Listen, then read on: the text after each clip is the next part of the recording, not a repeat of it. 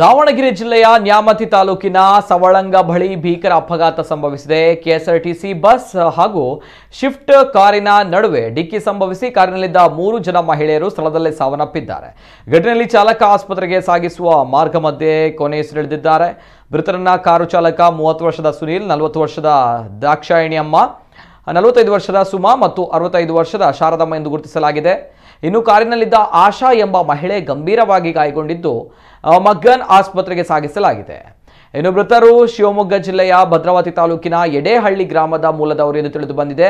ದಾವಣಗೆರೆ ಜಿಲ್ಲೆಯ ನ್ಯಾಮತಿ ತಾಲೂಕಿನ ಹಳೆ ಜೋಗ ಗ್ರಾಮದಲ್ಲಿನ ಕಾರ್ಯಕ್ರಮವೊಂದಕ್ಕೆ ಆಗಮಿಸಿದ್ದ ವೇಳೆ ಅಪಘಾತ ನಡೆದಿದೆ.